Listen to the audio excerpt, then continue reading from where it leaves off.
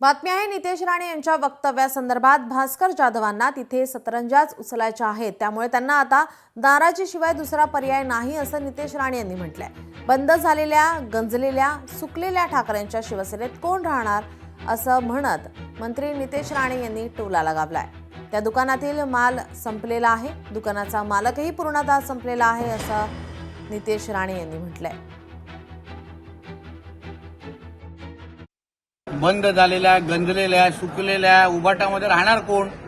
ते दुकानामधला मालच संपलेला आहे। दुकानाचा जो मालक आहे तोच पुरा संपलेला आहे आणि त्याच्यामध्ये आता काहीच उरलेलं नाहीये।